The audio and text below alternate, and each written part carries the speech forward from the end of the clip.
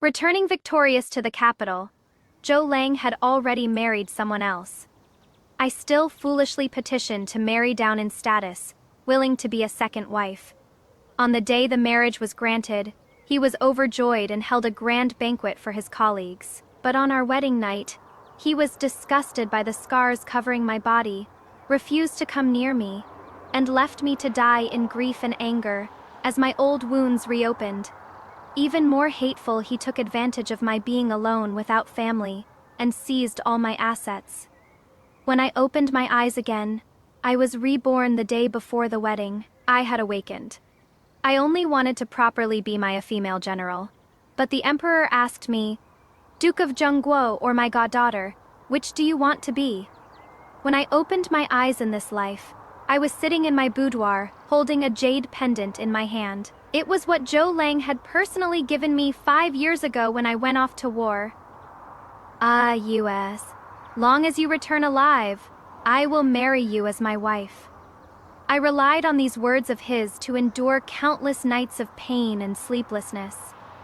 The overwhelming bright red was too glaring, making me think of the battlefield again. My chest felt stuffy, so I got up and pushed open the window.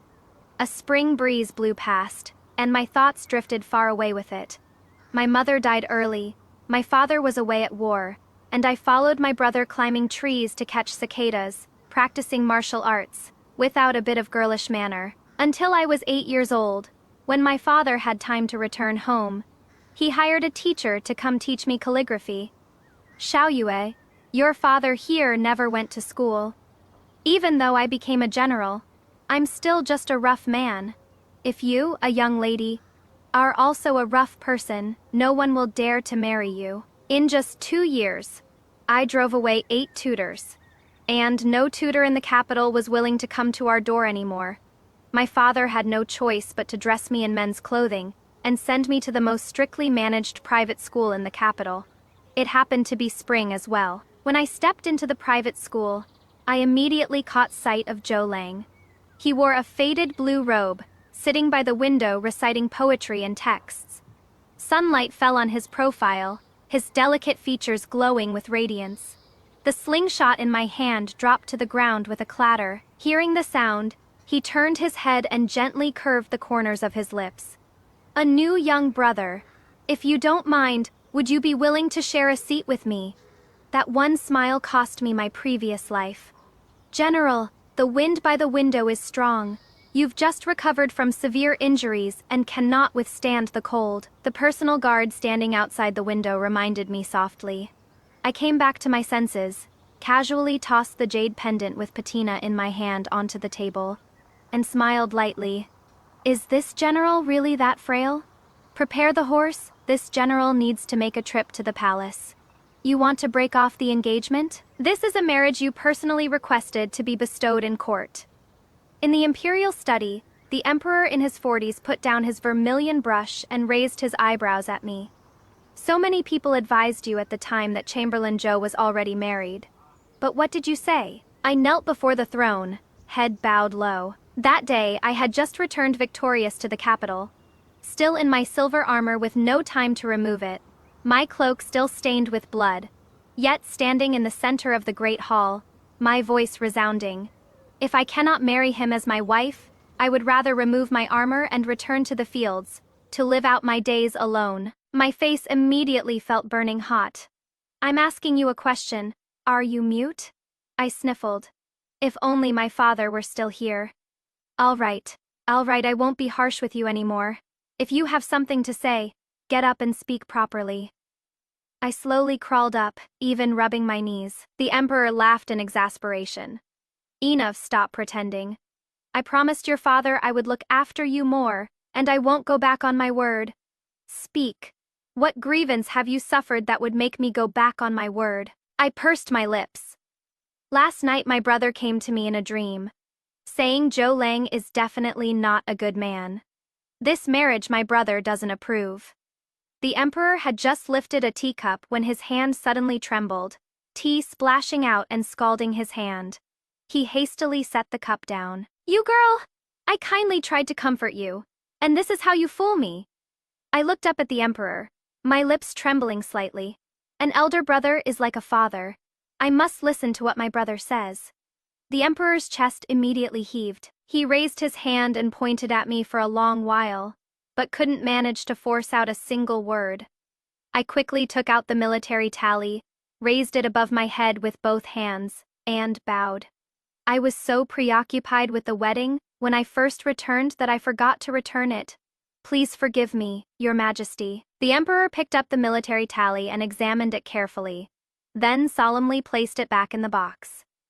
He picked up his teacup again and took a sip before slowly speaking.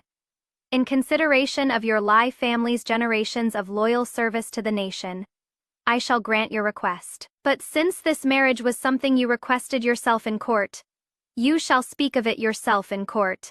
I have no desire to be criticized by the scholarly officials. Thank you for your Majesty's great kindness. Taking advantage of the emperor's improved mood, I quickly bowed and withdrew from the imperial study. The next morning, I put on the official robes of a rank R cavalry general and slowly made my way to the Golden Throne Hall. The officials who had been waiting there were gathered around Zhou Lang offering congratulations. In the crowd, I still spotted him at a glance. 25 years old now, still jade-faced and handsome with distinguished bearing, gracefully responding to his colleague's flattery. He saw me, curved the corners of his lips, and nodded slightly toward me. Before my rebirth, I probably would have had my heart race at that familiar smile of his and walked quickly toward him. But now, I merely nodded back in acknowledgement, my steps neither hurried nor slow, and walked straight to the front of the military officials' formation. The hall before the throne suddenly fell quiet. I sensed everyone's gazes resting on me, but I didn't look back. The head of the civil officials, the old prime minister, nodded slightly at me, and I nodded back in return. Footsteps came from behind me. I turned my head slightly. It was Zhou Lang. Ah, Yue.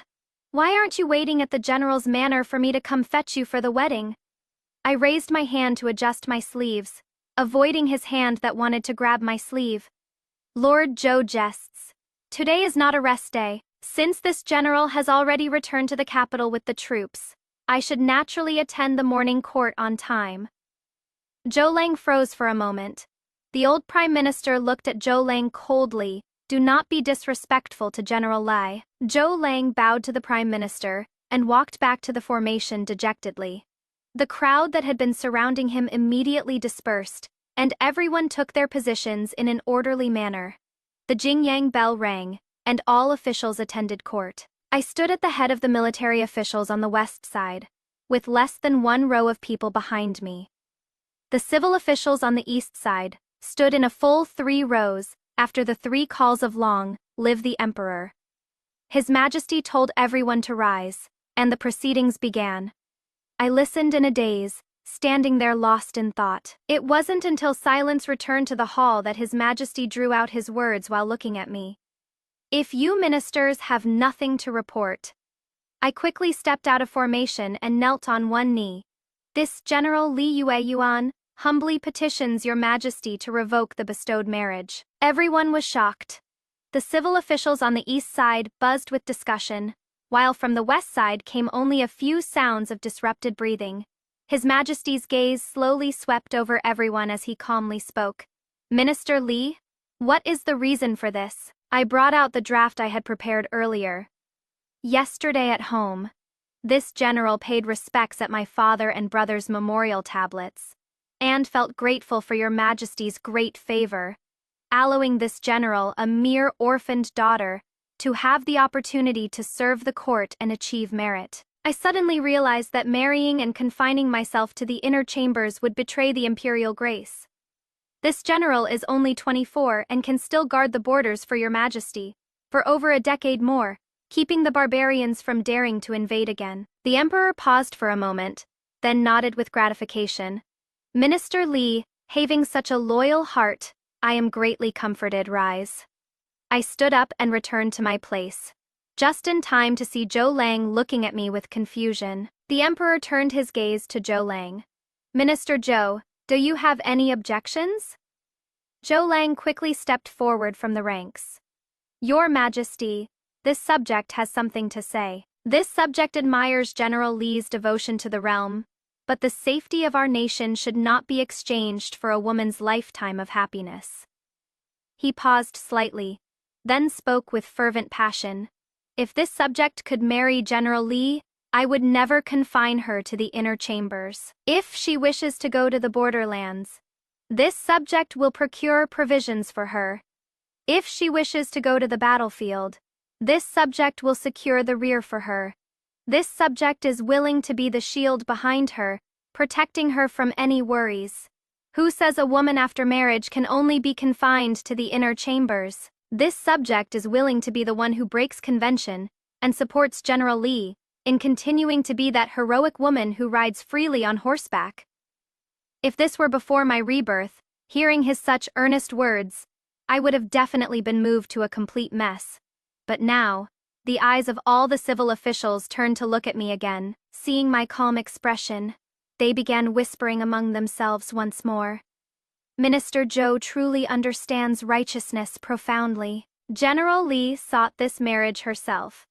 Yet on the wedding day she broke it off. This is really... Sigh, it is all because my hearing is too good, and I still have to pretend I didn't hear anything.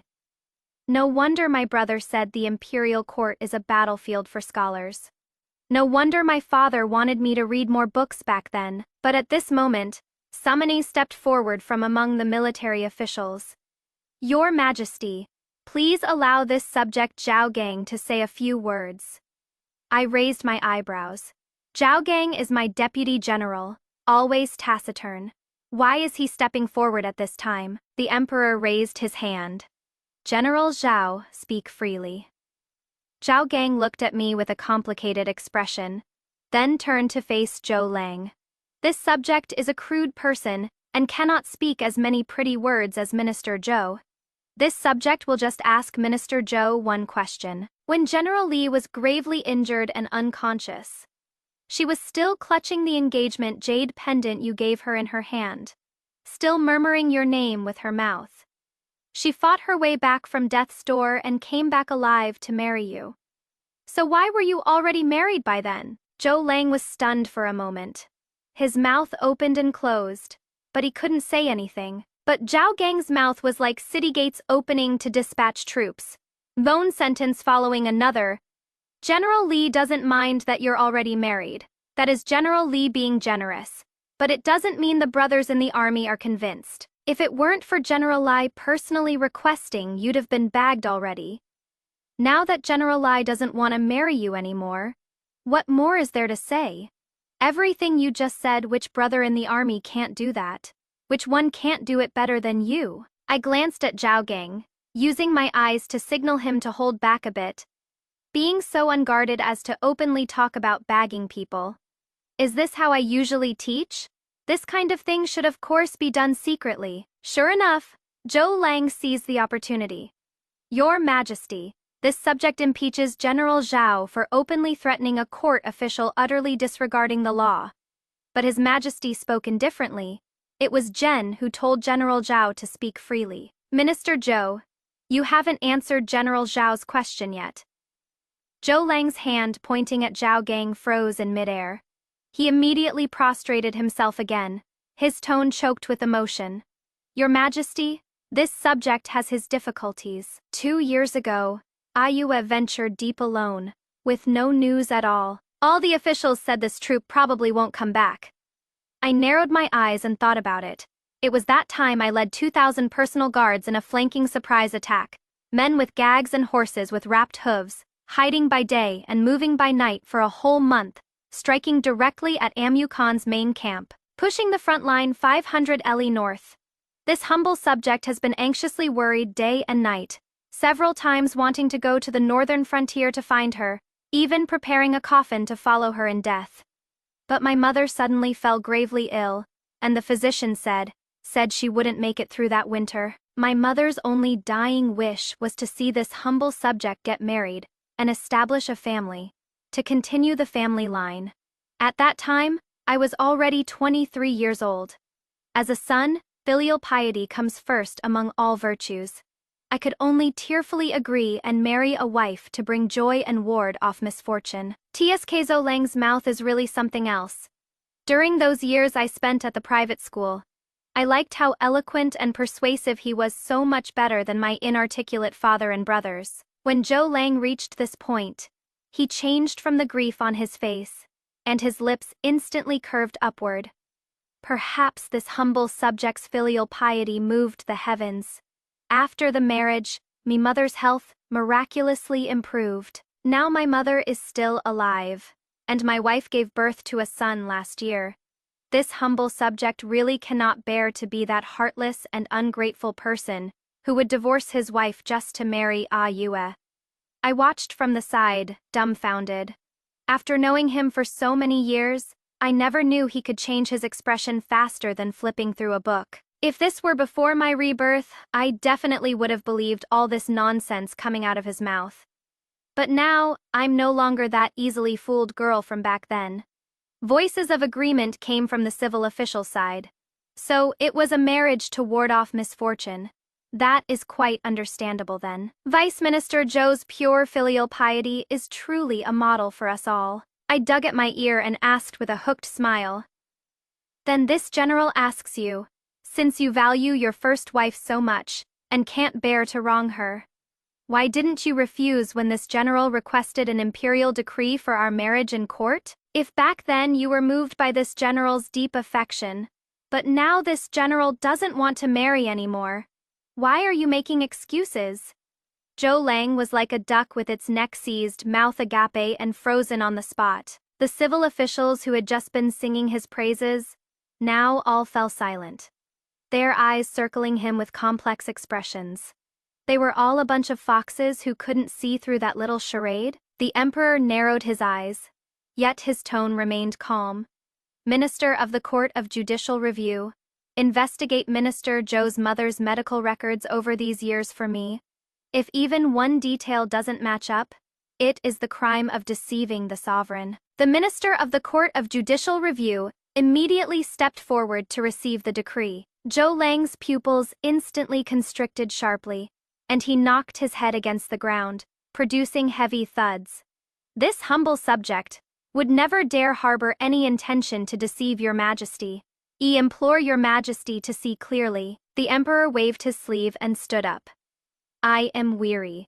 General Li's marriage matter will be discussed again after the investigation is clear. Court is dismissed. After respectfully seeing off the emperor, the civil officials deliberately detoured several steps when passing by Zhou Lang. However much they had flattered him before court, they now showed equal disdain. I glared at Zhao Gang, turned around and left with quick steps. Zhao Gang remained silent, but followed one step behind me. But I hadn't gone far from the great hall when a shout came from behind me. It was Zhou Lang. Ah Yue, wait for me. I stopped and turned around. Zhou Lang came running after me at a trot, his hair crown askew from running. He wanted to get closer, but was blocked by Zhao Gang 2 steps away. Zhou Lang caught his breath for a few moments before asking, "What has gotten into you today? Has someone been gossiping about me to you?" I narrowed my eyes slightly.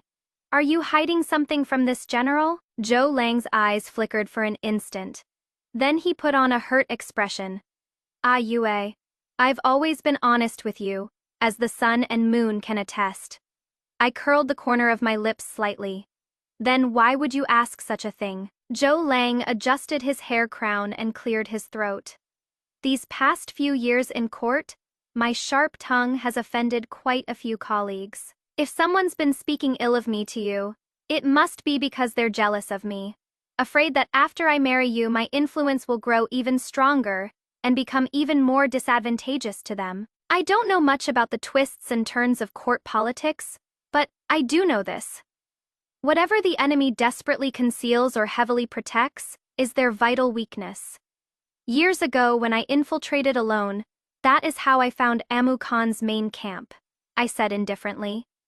No one said anything to me. I just suddenly feel that I'm not so eager to get married anymore.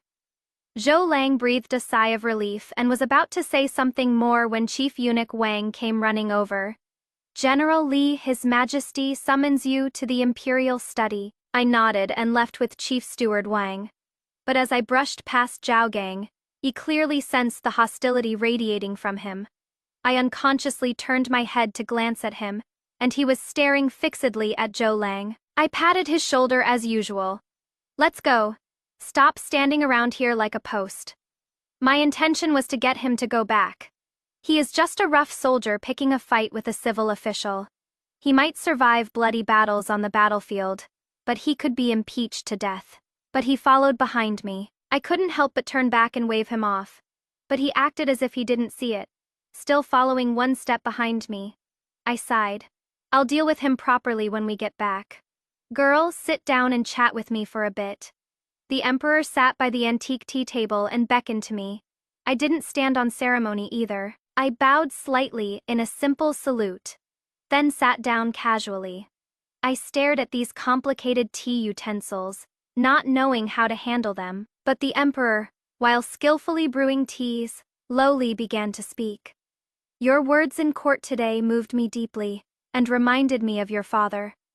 I put away my casual posture, straightened my sitting position slightly, and lowered my head waiting for what came next. Back then, the barbarian tribes swept south all the way to north of the Yangtze River. My father, the Emperor, fled south with the court, but I alone felt humiliated. I stayed in the north as a prince, planning to die for the country. It was your father, leading the Lai family army 2,000 troops, with a surprise attack winning against greater numbers, allowing me to gain a foothold north of the Yangtze River, and also letting the southern court see with their own eyes that the barbarian tribes are not invincible.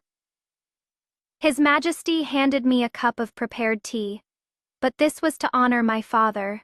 I carefully accepted it, respectfully bowing my head.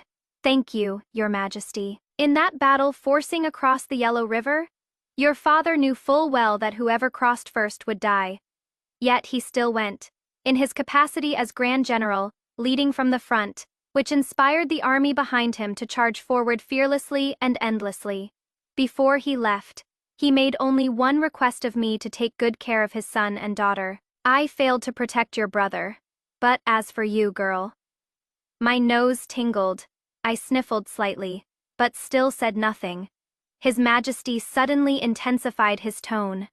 Zhao Gang said in court today that you were once severely injured and unconscious. Why is it that in your memorial to me, I only saw the words minor injury? My hand holding the teacup trembled, and I forced a smile. I was just afraid you'd worry, afraid you'd summon me back midway. His Majesty set down his teacup, striking it heavily on the tea table. I took you at your word that it was a minor injury, and nothing serious, and approved your plan to immediately lead a counterattack after that defeat. But did you ever think if you had ventured deep with severe injuries and not returned, how would I answer to your father? I hurriedly put down my teacup, rolled up my left sleeve, and curved my eyebrows with a smile. It is not as exaggerated as Zhao Gang said. It is just this knife scar on my arm. It'll heal in 2 or 3 days and won't affect my movements. Didn't we win that surprise attack? Look, I'm still alive and kicking. The Emperor glanced at that long scar. A trace of heartache flashed in his eyes. Yet he still let out a cold snort. Falsely reporting your injuries is also a crime of deceiving the sovereign. Go summon Zhao Gang and have him speak, lest you, this girl, make mistake after mistake. I slowly got up and walked over to open the door of the imperial study. When His Majesty questions you later, don't speak nonsense again. Otherwise, when we return to camp, I'll definitely make you pay for it. While leading Zhao Gang into the imperial study, I warned him in a low voice. This time, Zhao Gang obediently nodded his head, and I breathed a sigh of relief. This time, I didn't sit back at the tea table, but stood beside Zhao Gang, guarding against him losing control. Just as Zhao Gang was about to kneel down, the Emperor had already spoken. General Zhao, no need for formalities. I ask you, regarding what you said in court about General Li being severely injured and unconscious, why have I never seen it in any memorial reports? Zhao Gang was stunned and turned to look at me. Why are you looking at me? Do you want me to tell you that I deceived the sovereign and wrote minor injury? I lightly kicked him. His Majesty is asking you a question? Are you mute? Zhao Gang didn't dodge and asked me softly.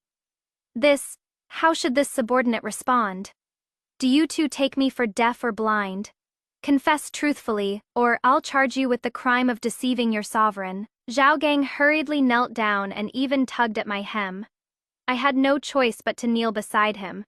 With a third person present, I still couldn't be too presumptuous with my favor, as it would easily set a bad example for my subordinates. Zhao Gang cleared his throat and began to explain. After that defeat, the general fought to the very end despite being wounded, so that more brothers could retreat. But due to excessive blood loss, she was unconscious for a day and a night. This subordinate carried her back to camp, so I heard her murmuring. After the general woke up, she wrote a memorial requesting to fight, and also Jiaozi Sondiman Yi Shi. She said the enemy absolutely wouldn't expect our army to immediately counterattack after a defeat. And she wanted to maximize this element of surprise, which led to the later surprise raid on Amu Khan's main camp, that great victory that turned the tide. He actually remembered the words I said 2 years ago so clearly. His Majesty lightly tapped the tea table, raised his eyes and asked again.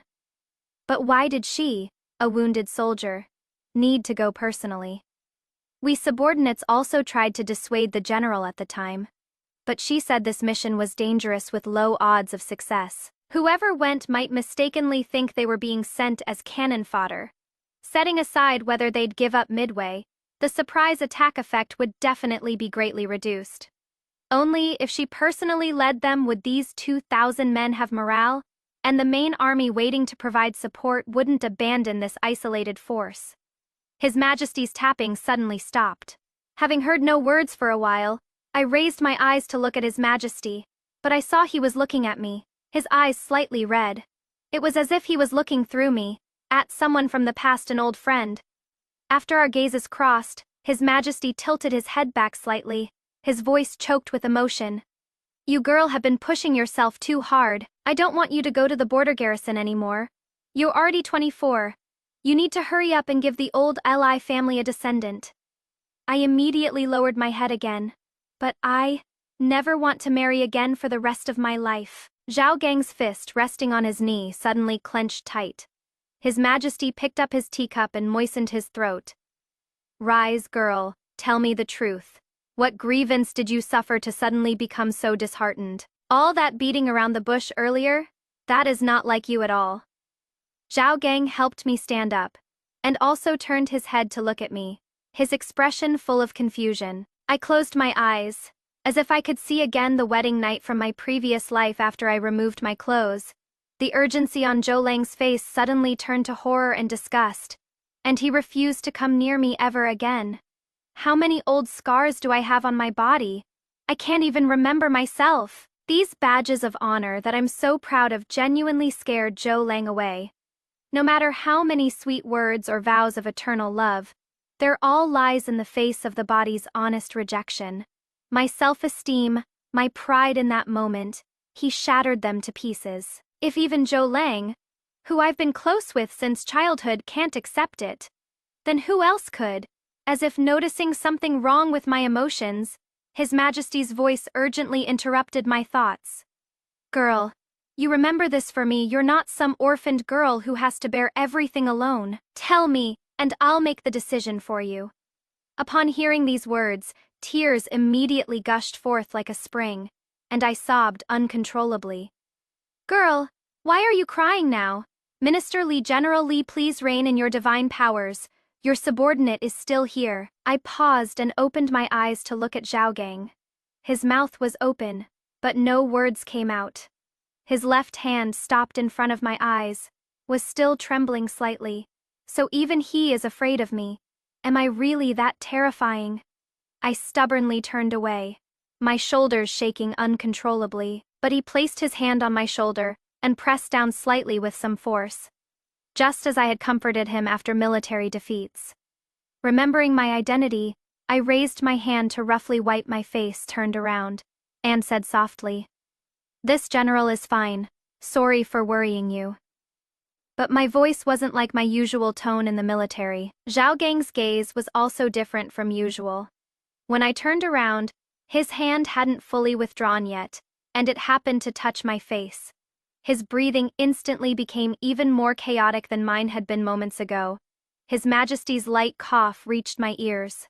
Zhao Gang instantly withdrew his hand and turned his face away, just in time for me to catch sight of his slightly red ear tips. I finally stopped sobbing. As soon as I turned my head, I saw His Majesty actually looking at me with a smile at the corner of his lips. When our eyes met, His Majesty hurriedly lowered his gaze and took a sip of tea. Thethan spoke with his usual composure. "Tell me, what on earth could make my commander-in-chief of the 3 armies lose composure like this?" I immediately straightened my back, and once again rolled up my left sleeve, revealing that long scar. Scars like this, how many more does this general have on his body? Even I myself can't remember clearly. Before I finished speaking, Zhao Gang suddenly spoke up. 8 marks, 3 knife wounds, 5 arrow wounds. The knife wound on the abdomen is the longest. The arrow wound on the shoulder is the deepest. The arrow wound on the left chest has just healed, and is also closest to a vital point. I quickly turned my head to glare at him, signaling him to say less. Sure enough, His Majesty slammed the teacup heavily on the table again, making a loud bang sound. "How many more things are you hiding from me? Do I have to punish you before you'll take me seriously?" I quickly knelt down, hanging my head still with a crying tone that hadn't yet recovered. "This general accepts any beating or punishment, entirely at your Majesty's disposal. Get out, get out, get out, go back to your general's manor. You're confined for half a month, not allowed to leave. Heal all your wounds properly before we talk again. Wang Delu, go tell the Imperial Medical Bureau, have those old fellows bring the female medical officials and make a trip to the general's residence to examine the injuries carefully. I want to personally hear Imperial Physician Zhang's report." I quickly scrambled up and darted out of the Imperial study in a flash. Behind me came the Emperor's voice, still seething with anger. "Zhao Gang, you stay. Sai serves you right for running your mouth. For talking too much now, face the Emperor's fury yourself." I glanced at Zhao Gang's flustered expression, and shut the door of the Imperial study with a bang.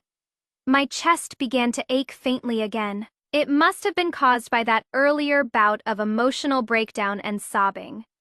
In my previous life, it was tonight that I died from the relapse of old injuries. This time, I can't throw away my life so easily.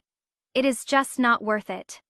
I rode the carriage back to the residence and arrived exactly at the hour of Sai. The residence was still decorated with lanterns and festoons, the wedding procession still waiting in front of the gate, and the crowd of onlookers gathering thicker and thicker. Zhou Lang arrived before me, still riding a tall horse, dressed in red robes with a big flower pinned on. I narrowed my eyes, lifted the carriage curtain, and got off in anger. Just as I was about to speak, Zhou Lang had already dismounted and come over, his face full of affection.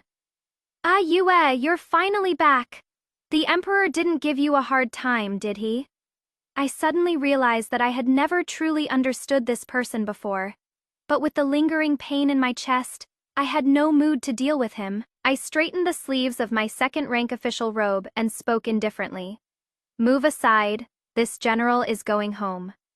An imperial edict from the palace, the eunuch had just arrived as well. "General of the Cavalry Li Yueyuan, for concealing her injury and failing to report it, is punished to reflect on her mistakes behind closed doors for 1 month by imperial decree." Wasn't it 2 weeks? How did it become 1 month again? What nonsense did that big-mouth Zhao Gang spout this time? The onlooking crowd was dumbfounded, but no one laughed. Instead, when they looked at me, their eyes held a few more degrees of respect. Zhou Lang, however, furrowed his brows. This imperial edict came at just the right time. I casually received the edict and said coldly to the wedding procession, "This general has been punished and is in a foul mood. I won't be getting married today. Everyone please return." Bypassing Zhou Lang, he entered the estate gates, then barked at a guard by the entrance. "Didn't you hear the imperial edict? Close the gates and remove all this blood-red stuff. It is irritating to look at." Zhou Lang and the others stood stunned, their view blocked outside the gates. Shortly after, a guard came to report that people from the Imperial Medical Bureau had arrived. I let them enter the estate. Director Zhang personally took my pulse and said with a frown, "General, your heart meridian is blocked. Do you still have an injury?" My tone was calm. In the final battle at the northern frontier, the enemy feigned surrender. This general was struck by a hidden arrow during the surrender ceremony and nearly hit a vital point. But on the journey back to the capital, over a month has passed, and the wound has already closed up. Director Zhang stroked his white beard. "Does the injury still cause any discomfort?" I truthfully reported the situation, that my chest still ached faintly. Imperial physician Zhang nodded. "It seems that although the surface has healed, the damaged heart meridian hasn't fully recovered yet. May we have the female physician examine your wound to confirm?" I nodded without thinking much about it. But after entering the bedroom, when the female physician asked me to unfasten my clothes, I suddenly panicked. Zhou Lang's face, filled with shock and disgust, floated before my eyes again. My chest suddenly hurt even more. I bent over, clutching my chest tightly, and my breathing became more rapid. "General, this official must administer acupuncture immediately. Pardon the offense." The female physician quickly helped me remove my court robes, supported me to lie flat on the bed, and deftly unfastened my inner garment. I heard the sound of a sharp intake of breath, but didn't dare open my eyes, afraid of seeing the same expression on her face as on Zhou Lang's. But after she administered the acupuncture, I heard her indignant voice. "Does the army not have armor? How did you sustain so many injuries?" The acupoints where the needles were inserted transmitted an obvious soreness and distension. After a moment, I recovered, opening my eyes slightly. The female physician was bending over to examine the scar on my abdomen, her expression showing obvious distress. I breathed a sigh of relief and slowly spoke. "I don't have my father's strength nor my brother's height, much less Zhao Gang's robust physique. If I wore full-plate heavy armor, I wouldn't be able to swing my blade, so I can only wear lighter scale armor." The female physician raised her eyes to look at me and questioned again. "But you are the commander-in-chief. Shouldn't you be stationed in the Central Army?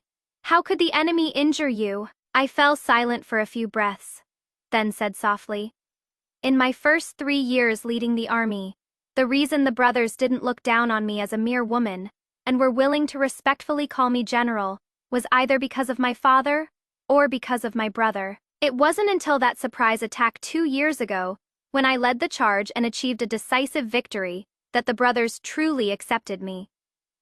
The female physician straightened her back and stared fixedly at me. I looked back at her with determined eyes. "Since then, as long as I move forward, the brothers will charge until my position returns to the center again. For every enemy I kill with my own hands, the brothers compete to cut down 3. Wherever my commander's flag goes, 3,000 men can produce the effect of 10,000 troops. With such a worthwhile trade, what does it matter if I get a little injured?"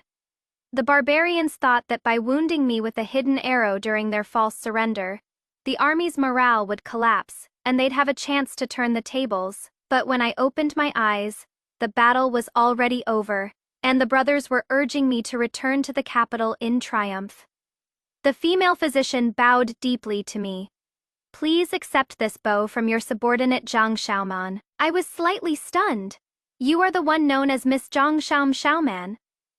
Zhang Xiaoman nodded and began removing the needles from me. I asked in a trembling voice, "I heard you're skilled in beauty preservation techniques, so I wonder if you could remove these scars from my body." After removing the needles, Zhang Xiaoman packed up her needle pouch while asking in confusion, "These are all medals you earned for driving out the barbarians and pacifying the northern frontier.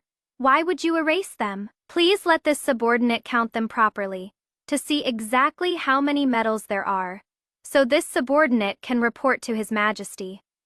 A warm feeling surged in my chest, and my eyes grew slightly hot. But seeing she still intended to remove my clothing, I hurriedly sat up, fastened my inner garment, and couldn't help but laugh. This general was just punished with confinement for failing to report my injuries. And you still plan to go tattle? The imperial edict is still in the sleeve of my court robe. Do you want to take a look? Zhang Xiaoman raised an eyebrow.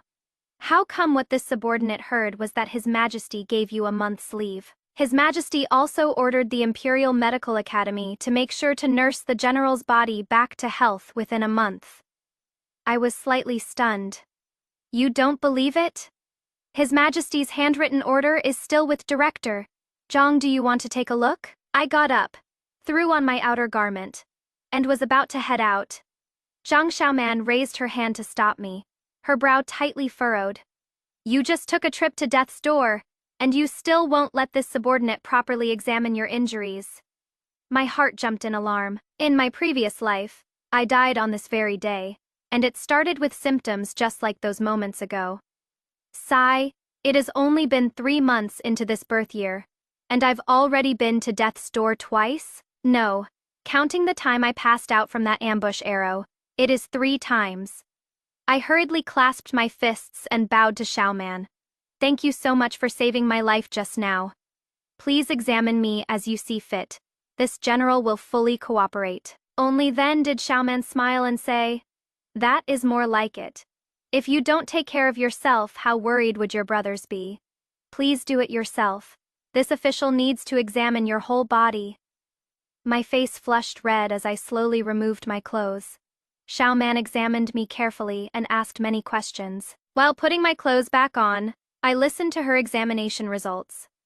That old scar on your abdomen looks frightening, but won't affect your fertility. However, if you want children, it is best to do so within the next 3 years. That arrow wound on your chest. Though the surface has healed, the damaged heart meridian hasn't fully recovered. Please rest well, don't get too emotional, and it is best if you can maintain a cheerful mood. So, that is why, even though I clearly felt my wounds had healed, I still walked through death's door twice today. I changed into a black everyday robe and went out of the bedroom with her. Director Zhang and the other 2 senior imperial physicians listened to Xiaoman's report. Each took my pulse in turn, discussed among themselves, and wrote a prescription. The scar removal ointment used in the palace. Let's prescribe a few jars for General Li too, Xiaoman said softly after looking over the prescription. Director Zhang slapped his forehead. Look at this old man's brain. I only saw General Li as a general, and forgot that General Li is also a delicate woman. I'll add it right away. My heart trembled, and I smiled gratefully at Xiaoman. Just as I escorted the physicians to the front gate, I saw Zhao Gang arriving on horseback. Behind him, he also brought a squad in bright yellow armor, the Yulin Guards. I said irritably. What did you say to His Majesty again? How did house confinement go from 2 weeks to a month? Zhao Gang dismounted and stepped forward. This subordinate simply reported truthfully the matter of you being struck by a hidden arrow and remaining unconscious for 3 days and 3 nights. Xiaoman gasped and turned to glare at me. You were actually unconscious for 3 days and 3 nights. How come when it comes from your mouth? General, it became just opening your eyes. I scratched my head. I was out that long this time. I have no recollection of it at all. Zhao Gang nodded emphatically. This subordinate already led men to chop down all those beasts who feigned surrender, and when we returned you still hadn't woken up. There is no way I remembered it wrong. So that final battle, they fought for 3 days. How come they only reported 1 day to me? Who the hell taught them this bad habit? Looking at the Yulin Guards behind him, I thought of the Emperor. I couldn't help but sigh. I still have to help Zhao Gang and the others keep it hidden. Otherwise they'll be held accountable. The memorial to the Emperor only mentioned 1 day. So I'll have to take responsibility for this matter. In any case, I'm already up to my neck in debt. What is another 2 weeks of house confinement? But I still raised an eyebrow at that squad of Yulin Guards. What is the meaning of this? This subordinate follows His Majesty's decree to guard the general's residence, so that you may properly confine yourself and recuperate. The decree, bring it out and let me see it. This general isn't so easily fooled. Zhao Gang actually pulled out an imperial edict and handed it to me.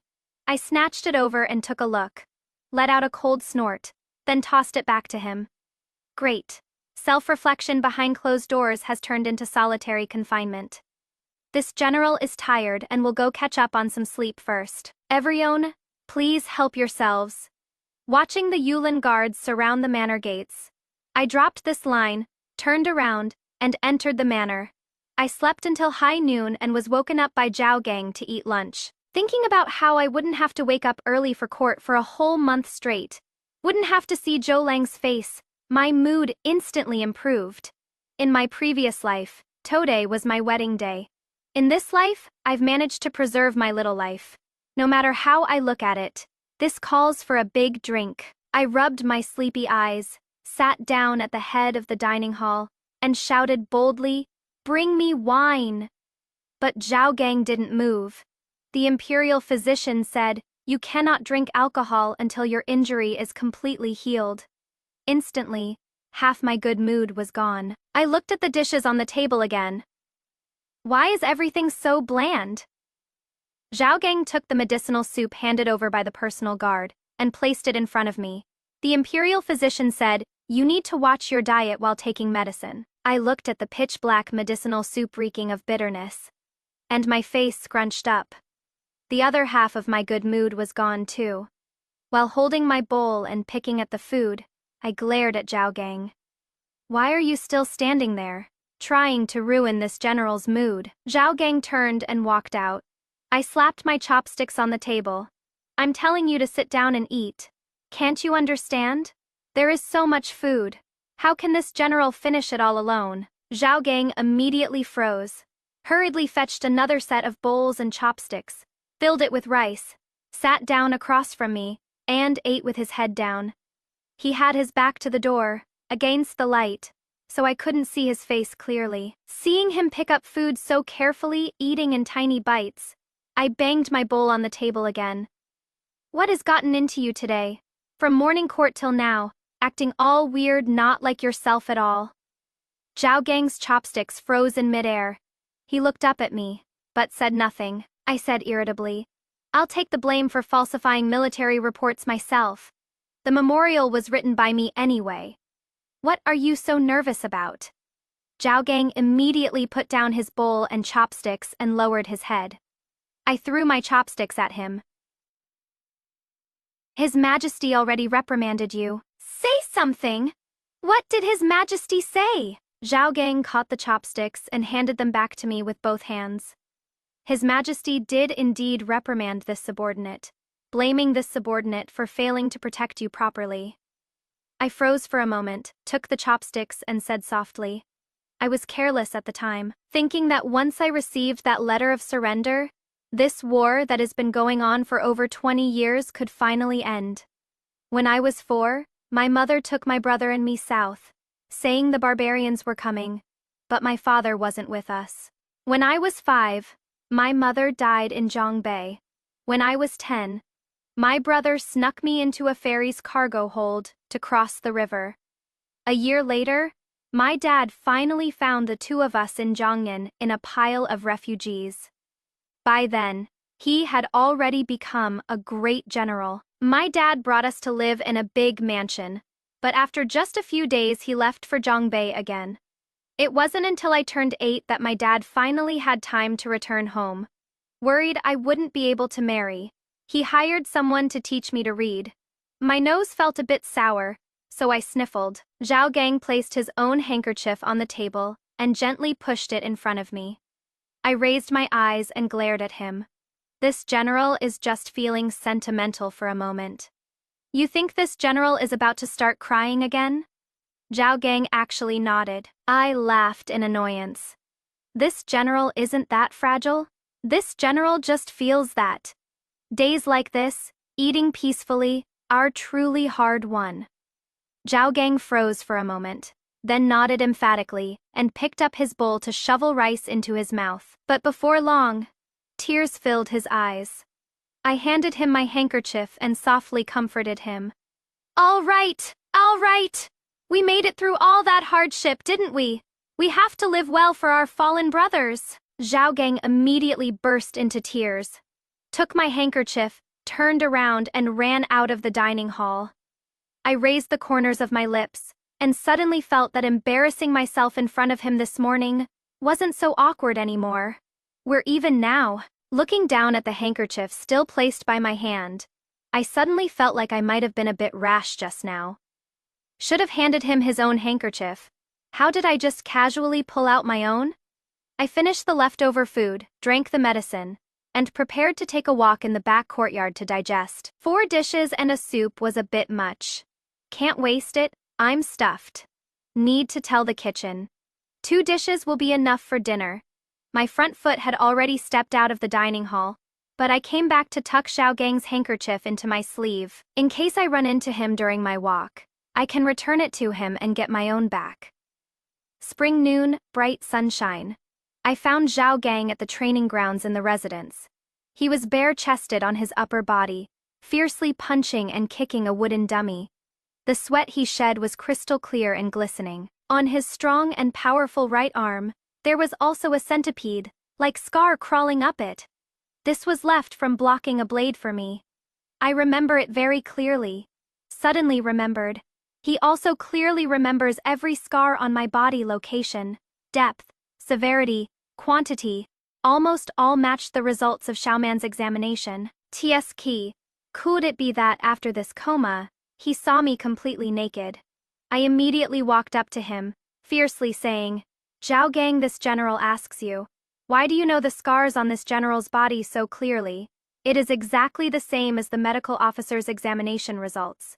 Not a bit off." Xiaogang suddenly stopped, stunned for a moment, but his face turned red, and his Adam's apple even bobbed once. I was instantly furious, rolled up my uniform sleeves, and walked onto the training ground arena. Come on, what kind of hero picks on a wooden dummy?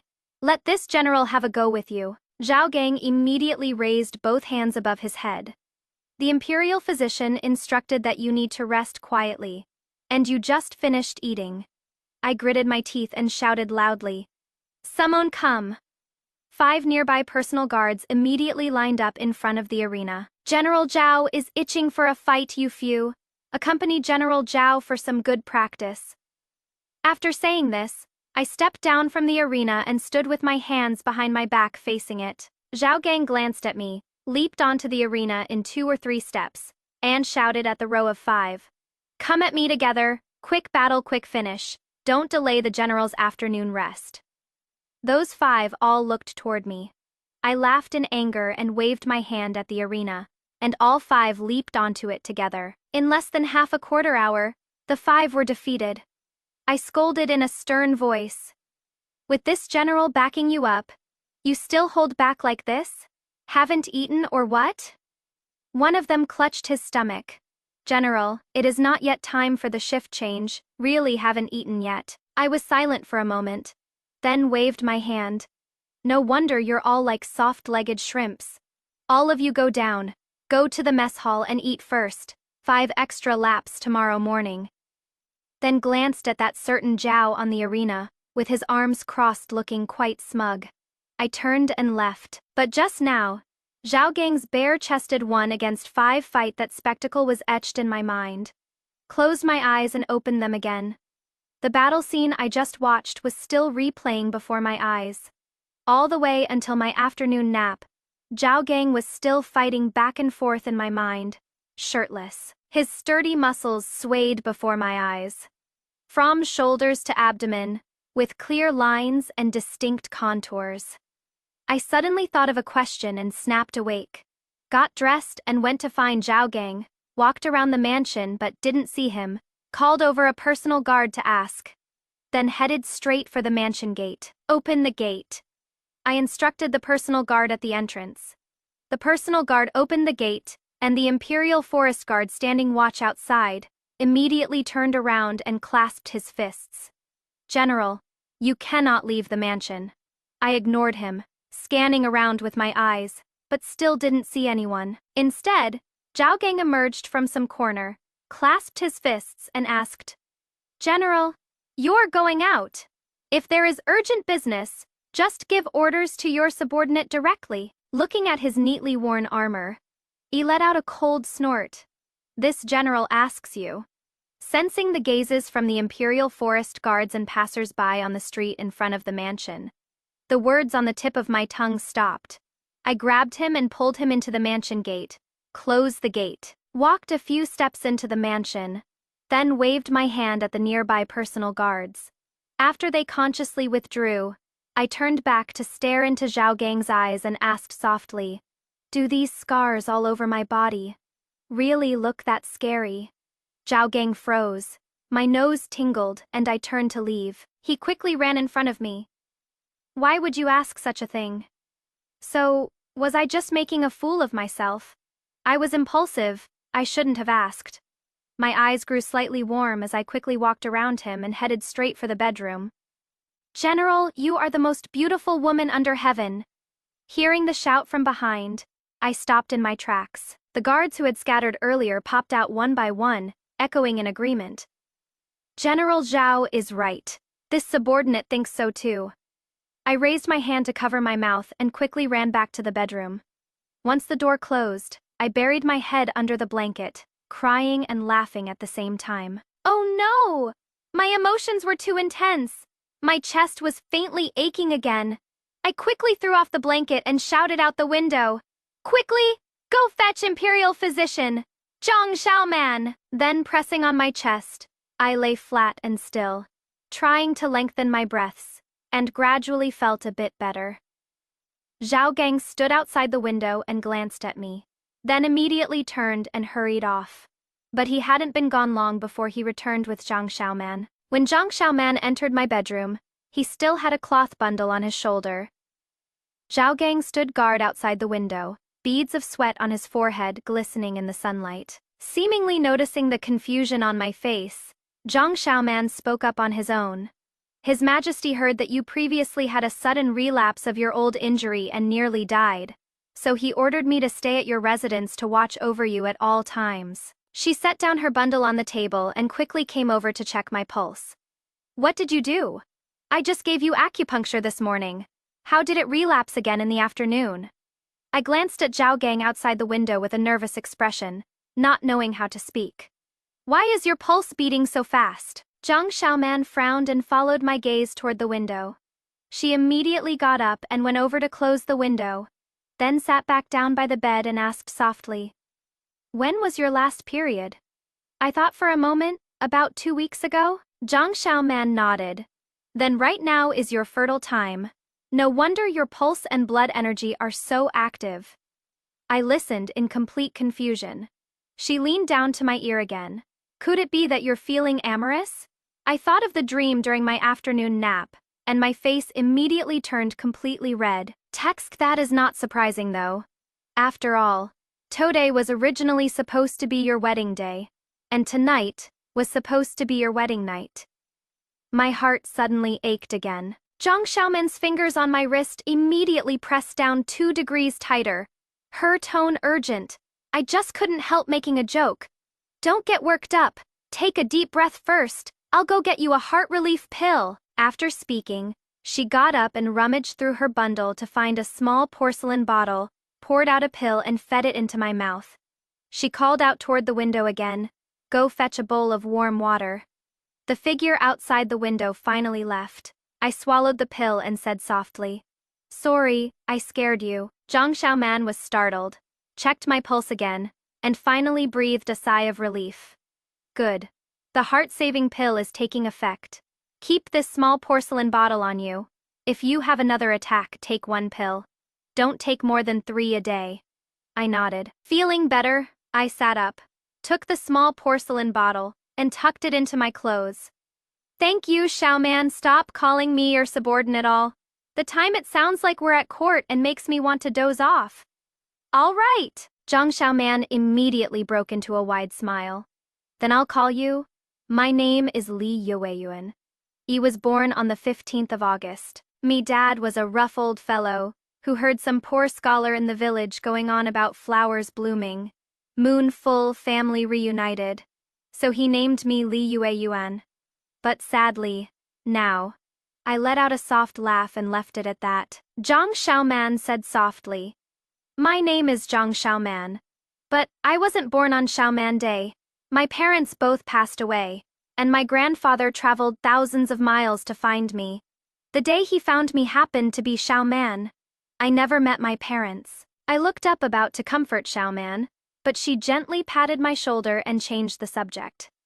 Just now when I was coming over, I heard people saying that the general's manner was bullying others with their power, backing out of the marriage on the wedding day. Some also said that General Li was arrogant due to the emperor's favor, daring to reject even an imperial decree for marriage. No wonder His Majesty surrounded the general's manor. Some even said that General Li, who could scare off barbarian tribes, must look fierce and vicious. Master Zhou from the Ministry of Rites was the third-place scholar 3 years ago, and his willingness to marry her as an equal wife is her good fortune. Yet she still backed out of the marriage. I fell silent. In my memory, I seem to have heard similar words many times before. The more I heard, the more inferior I felt, and the more convinced I became that I must marry Zhou Lang. After Zhang Xiaoman finished speaking, her gaze fell on the lower right of my collar, and she said indignantly, "These gossiping shrews, enjoying the peace brought by heroes, yet slandering the price heroes have paid. They're simply inhuman." There was an arrow wound scar on the lower right of my collarbone. Fortunately, I had crouched and dodged half a step to the left at that time. Zhang Xiaoman looked at my expression and asked softly, "Are you all right? What exactly is the reason? Would you be willing to tell me about it?" I raised my eyes to look at her but didn't speak. "Don't misunderstand. I just noticed you seem to have something weighing on your mind, and I want to find the root of the problem. From your reaction just now, I'm guessing it is related to the wedding." I lowered my eyes, raised my hand and brushed over this old wound. It still aches faintly on rainy days. But I only let out a light laugh. "I regret this arranged marriage, which I personally requested in the Great Hall. Isn't it even more laughable?" After saying that, without waiting for her answer, I got up and walked straight toward the round table. The jade pendant I had casually tossed aside yesterday was lying broken in 2 halves in the corner. I bent down to pick it up, casually placed the pieces on the table, making a crisp sound. "This is the love token jade pendant Zhou Lang gave me before I went to war. It accompanied me for 5 years, through life and death. But it broke yesterday, so I went to the palace to ask His Majesty to revoke the arranged marriage." Zhang Xiaoman's eyes widened as she carefully examined the jade pendant, then looked at me. "That simple?" I curved the corner of my lips. "That simple." Zhang Xiaoman stared at me for a moment, then smiled as well. "Skake. The jade breaking the day before the wedding, that is certainly inauspicious enough. Looking at your indifferent attitude, you don't seem to feel any regret. Since you've already come to terms with it, I won't ask any more questions." I nodded lightly and said nothing more. A knock sounded at the door right on cue. I walked over and opened the door. Zhao Gang and I locked eyes for a moment. Then he shifted his gaze to the round table behind me, as if to confirm that the jade pendant had really broken. I stepped aside, open and above board. The corners of his lips quickly curved into a shallow arc. I took the bowl. It wasn't hot anymore, so I downed the warm water in one gulp and shoved the bowl into his arms. "I'm fine now. Get away from me. No eavesdropping." Zhao Gang turned and walked away, seeming to move his arms and legs on the same side. Going down the steps, his foot slipped into empty air, nearly stumbling. After steadying himself, his ears turned even redder. He scratched his head randomly and ran off quickly. I sighed, closed the door, turned around, and Xiaoman's face propped up watching the show. I pushed open the window, glanced at the spring scenery outside, turned and sat at the round table, raising my hand toward another chair. "Xiaoman, you sit too." Xiaoman nodded, poured 2 cups of tea, then slowly sat down, propping her head up looking at me. Her gaze swept over those 2 pieces of broken jade pendant. Her mouth opened and closed and opened, perhaps due to her position, or perhaps afraid of making me sad. She ultimately didn't ask aloud. I took a sip of tea and spoke frankly. From childhood until now, this is the first time a man has given me a love token. At age 10, a fleeting glimpse at the private school, I took a fancy to Zhou Lang's handsome appearance. At first he treated me the same as others, all gentle and courteous yet, keeping his distance. But ever since I lost a fight with someone, and mentioned my father was the great general, only then did he look at me differently, personally teaching me to read and study. When he taught me, I was especially attentive, progressing rapidly. Even the teacher praised me endlessly. My father couldn't help but sigh that not a single teacher in the entire city could control me. Yet I was tamed by this brat. When I come of age, he'll personally come to propose marriage. Speaking of this, I lowered my eyes to drink tea, remaining silent for a long while. Xiaoman held it in for ages before finally asking, "So what happened next? How did it drag on until now?" I sniffled and said in a muffled voice, "The year I turned 16, my father led troops to force a crossing of the Yellow River, and never came back. Just as the 3-year mourning period ended, my brother died in battle at the pass. The great banner of the I family army fell on my shoulders. Zhou Lang gave me this jade pendant the day I set out on campaign. And once I left, it was 5 years." Xiaoman sighed softly. "So that is how it is, fate really toys with people." Then she gently patted the back of my hand. "But maybe it is for the best. Vice Minister Zhou is quite the social climber. And old Madame Zhou is no pushover either. 2 months ago I was invited to treat Madame Zhou's illness, and happened to see old Madame Zhou chasing after Madame Zhou with her cane, beating her. Fortunately Vice Minister Zhou stepped in to stop her, saying his father-in-law is the commander of the Imperial Guards and can't be offended. Only then did the old madam back off. But I narrowed my eyes and gave a self-mocking laugh. 2 years ago when my fate was uncertain, he immediately latched onto Commander Liu of the Imperial Guards, also someone who commands troops. So my 14 years of devoted love, in his eyes, was nothing more than a military tally. With a flick of my sleeve, the 2 fragments fell to the ground again, shattering into 7 or 8 pieces. Xiaoman froze. But I curved my lips into a smile. "Let me take you to pick out a room first." Xiaoman immediately slung her bundle over her shoulder and raised her chin at me. While leading the way, I deliberately slowed my pace to walk side by side with her. At first, she insisted on staying half a step behind me. But later she stopped being so reserved and walked alongside me, listening as I introduced my father's the legitimate wife's my brother's bedroom, as well as the ancestral hall, where the memorial tablets of my parents and brother were enshrined. She picked a bedroom closest to mine, then asked where she could brew medicine. I took her to the kitchen and mentioned in passing that there would be 3 people for dinner tonight, and it should be 4 dishes and 1 soup. Xiaoman told the kitchen about my dietary restrictions and carefully instructed them on the daily meal arrangements.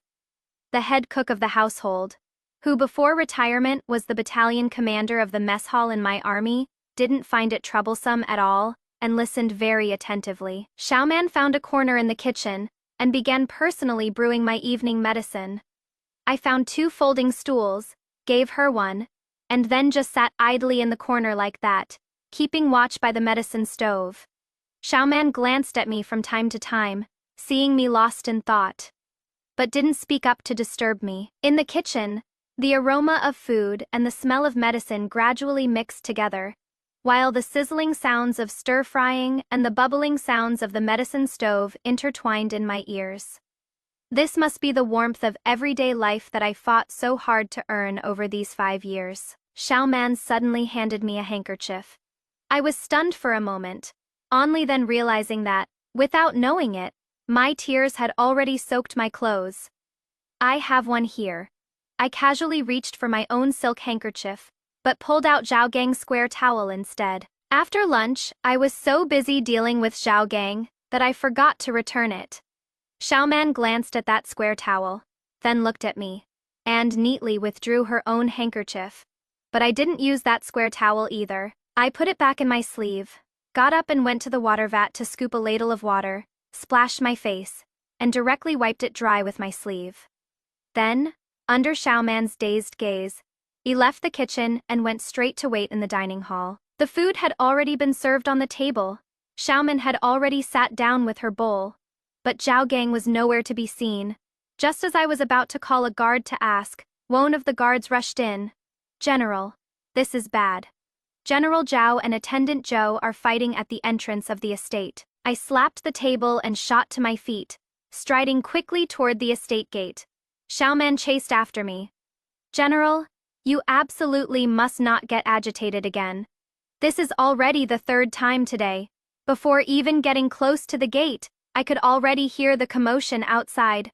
"Open the gate." My tone was calm. Outside the gate was crowded with people, surrounding Zhao Gang and Zhou Lang in the center. Zhou Lang was sitting on the ground, his face bruised and swollen. Zhao Gang was being pointed at and cursed by the onlooking crowd. Silence. I was filled with anger. "This general alone is not for you people to discipline." A scholar raised his hand and pointed at me. "It seems the rumors are true. General Lai is indeed arrogant and domineering."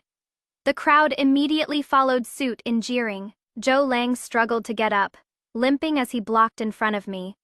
"Everyone shut up. If it weren't for General Li pacifying the barbarians, we'd still be living in fear every day, worried about the barbarians invading south again." Another old woman sighed. "The Tanhua scholar is just too kind-hearted. Even though she broke off the engagement, he still protects her. General Li must be blind too, ignoring the Tanhua scholar who was beaten, yet speaking up to shield a brute who openly committed violence in broad daylight." Xiaoman looked at me with a worried expression, but I waved my hand at her, then turned to order a personal guard behind me. "Go bring over a tea table and chairs, and bring out a few plates of melon seeds and peanuts." The guard was slightly stunned but still jogged away. The crowd suddenly fell silent. "Keep performing! Why'd you stop? This general's melon seeds haven't even arrived yet." Zhou Lang turned to look at me, his expression chaotic. I raised my chin toward him. "This general is poorly learned. May I trouble Vice Minister Zhou to enlighten me what act was that just now?" The chair was quickly brought over. I sat down calmly and beckoned to Zhao Gang. "Come here, massage this general's legs. Standing while watching the show is too tiring." Zhao Gang froze for a moment, then quickly knelt on one knee beside me. I rested my right leg on his knee, placed my left hand on the armrest, propped up my head and asked, "Why isn't Minister Zhou saying anything? Don't you even know which act you're performing?" Among the Yulin guards at the entrance, some couldn't hold back their laughter. Zhou Lang's expression changed immediately, but he still didn't say anything. I lowered my eyes again to look at Zhao Gang, whose face was completely red. "What are you spacing out for? Do I need to teach you how to massage legs?" Zhao Gang looked up at me, as if confirming I wasn't joking, before carefully and gently pounding my calves with both fists. I squinted my eyes comfortably, looking lazy as I said, "If Minister Zhou doesn't know which act to perform, then I'll have to pick one. Let's start with the red-maned horse. The part about enduring the cold kiln for over 10 years. Zhou Lang's expression changed rapidly. "You people are simply shameless and immoral." The tea table along with melon seeds and peanuts were brought over just then. I grabbed a handful, cracked one lightly, and spat the shell at Zhou Lang. "I'm watching a show in my own damn courtyard, who am I offending? Somebody's willing to perform. I'm happy to watch. So what?" Zhou Lang brushed the melon seed shells off his clothes, pointed at me, and couldn't get a word out for a long time. "Where is that imposing manner you have when you debate scholars, Minister Zhou? Can't even sing an act. Want me to teach you?" Xiaoman stood to the side, laughing heartily without any attempt to hide it. Zhou Lang's chest heaved rapidly. He glared at Xiaoman, but she only laughed harder. Then the Yulin guards couldn't hold it in anymore either, and immediately laughter spread in waves at the entrance to the general's mansion. Zhou Lang looked around in a circle, and finally shouted loudly, "Li Yue Yuan, today was supposed to be our wedding day." "Fine. You broke off the engagement in public.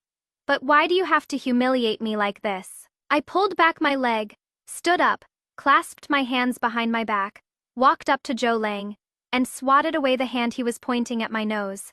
Then let me ask you, when I set out on the campaign, how did you promise me? When I personally led the troops deep behind enemy lines. What did you do? You said if I could come back alive, you'd marry me. But when my fate was uncertain, you turned around and latched onto the high branch of the Forbidden Army commander. Since you've already latched onto that high branch, just go butter up your father-in-law. What are you doing at my mansion gates? Unless, besides the capital's military authority, you also want the border troops' military authority? The Yulin guards instantly stopped laughing and gripped their long spears tightly. A few hissing or clicking sounds came from the crowd. Now that General Li puts it that way, seems like it really is true. Vice Minister Zhou himself is still the Vice Minister of Revenue, controlling the money and grain. Zhou Lang's eyes went wide.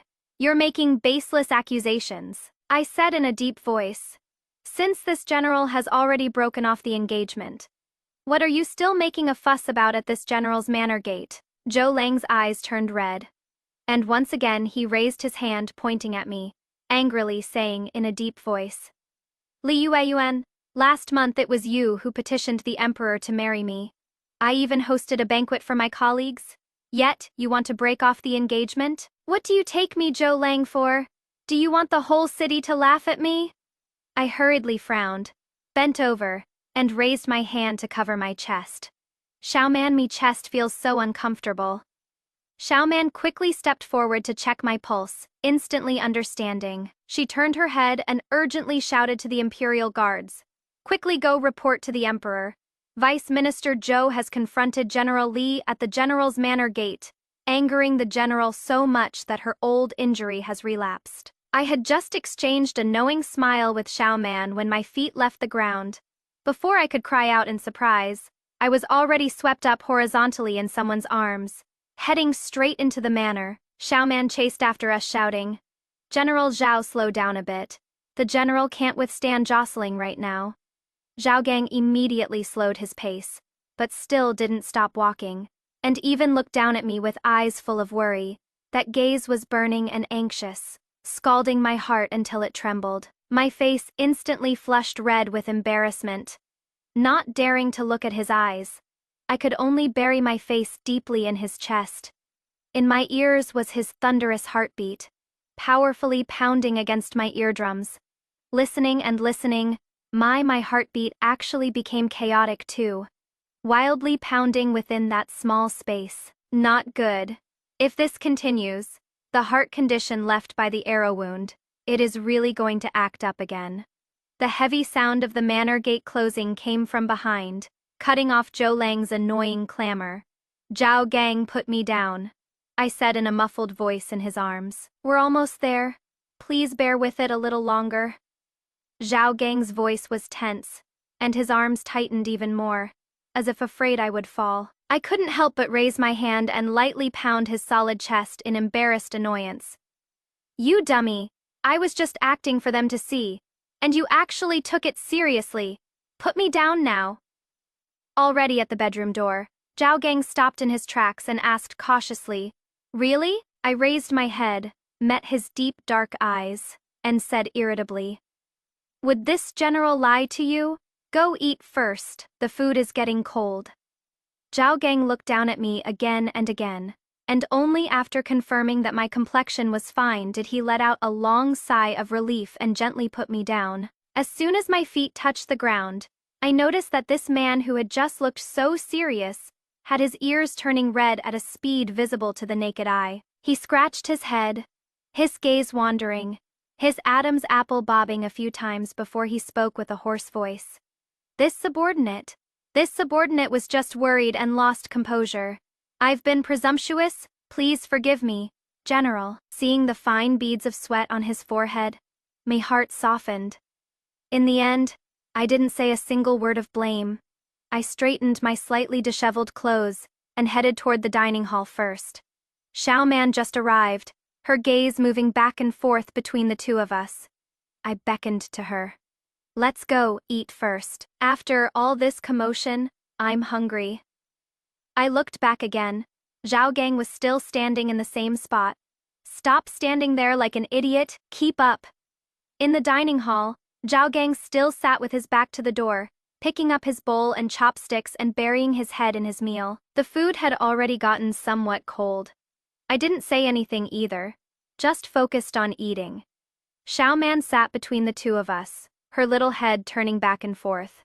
After Zhao Gang finished eating, I also put down my chopsticks and asked softly, "Tell me, why did you hit someone at the manor gates?" Zhao Gang clenched his fists and said in a muffled voice, "Zhou Lang said there must be some misunderstanding between you and him. He is going to keep waiting outside the manor gates until you calm down. The onlookers said your temper is too big, and only a good-tempered man like Minister Zhou could put up with you. He said you just came back from the battlefield, so you're full of killing intent. It is normal for your temper to be a bit worse. He can be a bit more tolerant." I narrowed my eyes and suddenly called out toward the door. "Someone come. Go tell your Commander Wang to send more men to thoroughly investigate what Minister Zhou said when he hosted his colleagues on the day His Majesty granted our marriage." The personal guard received the order and left. Xiaoman also finished eating, put down her chopsticks and looked at me. "He is still hiding something from you?" I nodded. "It should be what he calls a misunderstanding. Once I know about it, I won't marry him, that kind of thing." After court today, he didn't ask me why I broke off the engagement, but asked if someone had been bad-mouthing him in front of me. He even defended himself, saying if there was someone, it must be colleagues deliberately slandering him out of jealousy, and told me not to take it to heart. Xiaoman immediately perked up. "Isn't this just protesting too much?" Zhao Gang immediately pounded the table. "That hypocrite definitely didn't say anything good. I should have punched him one more time." I quickly finished the remaining food, downed in one gulp the medicinal soup Xiaoman brewed, and stood up. "All right, stop guessing. Let's wait for Wang Tai's investigation results. Come on, let's go to the back courtyard to digest." The moonlight tonight was excellent. Though not yet full, its clear radiance still bathed the ground. Xiaoman and I walked shoulder to shoulder, with Zhao Gang following behind me. Just as we reached the stone table and I was about to sit down, Zhao Gang took off his outer garment and spread it on the stone bench. "You've just recovered from serious injuries. You can't catch a chill." Xiaoman let out a TSK sound, then turned to look at the moon. I glanced at his chest that slightly stretched open the thin inner garment, and immediately turned my face away. But I didn't refuse his kind gesture either, sitting on his outer garment still carrying his warmth. "You sit too." I pointed at the stone bench across from me. Zhao Gang shook his head instead. "This subordinate is fine standing." I curled my lips slightly. "You've been with me for 5 years now. Why are you still so restrained? This subordinate is just accustomed to standing behind you." I sighed softly. "If you do this, I have to turn my head to look at you. Isn't that tiring?" Zhao Gang froze. His breathing stopped for a moment, then he obediently sat down across from me. I also looked up at the moon and asked tentatively, "Speaking of which, you're 26 now, right? Ons? This general's house arrest is lifted. How about I help arrange a marriage for you?" Zhao Gang's body suddenly stiffened, and he immediately sprang up. On his usually calm face, there was actually a trace of panic. "You want to drive me away?" I looked serious. "For the position of Northern Expedition General, your military achievements and experience are both sufficient. This general has already delayed you for 5 years and cannot continue restraining you like this. Once this general reports to His Majesty, you'll be able to establish your own household and take a wife." "This subordinate doesn't care for that," Zhao Gang said with a stiff neck, almost shouting it out. "This subordinate's life was saved by the old general. Before the young general departed, he even instructed this subordinate to make sure to take good care of you. This subordinate has no other pursuits in this lifetime. Being able to stay by your side forever is enough." I was slightly stunned. "You mean my brother? That is right. Zhao Gang was introduced to me by my brother when I first took over the Lai family army. It was also Zhao Gang who stepped forward to help. Zhao Gang lowered his eyes, and only after several breaths did he say in a muffled voice. In that battle when the young general left the pass, this subordinate originally wanted to go along. But the young general told this subordinate to stay and guard the main camp. He also said that no matter how the battle went, the Li family army's banner must not fall, and his sister must not be left without someone to protect her. My nose immediately tingled, and tears burst from my eyes. So it turns out my brother had long since found someone to entrust me to. Zhao Gang had always been behind me, in a place I could see whenever I turned around. Every time I woke up after being severely injured and unconscious, the first person I saw was him. That time I led troops on a surprise attack. It was also him who held down the main army, holding out for over a month, waiting to receive my isolated force. But what was I doing? When I was unconscious on his back, I was still clutching the jade pendant Zhou Lang gave me, still calling out Zhou Lang's name, Li Weiyuan. What exactly are you doing, smack? I raised my hand and slapped myself across the face. My face immediately stung with burning pain. General! Two voices rang out simultaneously, covering my numb cheek, through my blurred vision. I looked at Zhao Gang's panicked face. His left hand once again stopped in front of me, wanting to touch but not daring to. Xiao Man hurriedly sat down beside me, raising her hand to look at my right cheek. What are you doing? I choked up and said, I just suddenly felt that I'm too stupid.